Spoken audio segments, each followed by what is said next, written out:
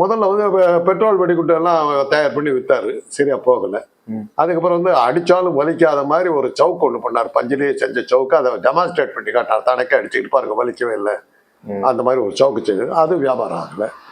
இப்ப என்ன சொல்றாருன்னா, பழைய செங்கல் எடுத்து நான் புது செங்கல் போட்டு கொடுக்குறேன், ஒரு கான்ட்ராக்ட் எடுத்துருக்கு, எனக்கு அறிவாலயம் கூட கட்டணம் பழசாது, நீங்க ரிப்பேர் பண்றதா இருந்தா எனக்கு அந்த கான்ட்ராக்டை கொடுங்கிறாரு. அதை புரிஞ்சுக்காம வந்து தோட்டு பாருன்னு சொன்னா என்ன அர்த்தம்? அவர் கேட்கிறாரு, ஒரு கான்ட்ராக்ட் கம்பெனிக்கு வேலை கொடுங்கன்னு கேட்கிறாரு. டெண்டரை கருணையோட கன்சிடர் பண்ண அறிவாலய நிர்வாகிகளுக்காக யோசிக்கணும். பாவம், என்ன இருந்தாலும் ஒரு ஐபிஎஸ் எல்லாம் ரிசைன் பண்ணிட்டு சினிமாலாம் நடிக்க போய் அதில் எல்லாம் ஒன்றும் இல்லாமல் போய் ஏதோ கடைசியாக இதில் வச்சு பொழப்பு நடத்தினாரு. இதுவும் போச்சுன்னா அவர் என்ன பண்ணாரு யோசிக்க. ஒரு வகையில் எனக்கு என்ன அவர் மேலே ஒரு இதுனாக்கா, பாஜக வந்து பிராமணர்களுக்கான கட்சி, பிஜேபிங்கிறது பிஏ வந்து பிராமண ஜனதா பார்ட்டிங்கிறது தான்.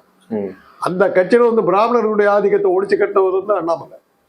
அந்த வகையில் திராவிட இயக்கத்தை சேர்ந்த எங்களுக்கெல்லாம் அவர் மேலே ஒரு மரியாதை உண்டு. அப்படி பார்க்கும்போது திமுகவினர் வந்து அவர் அண்ணாமலை மேலே ஒரு கருணை வைக்கணும்.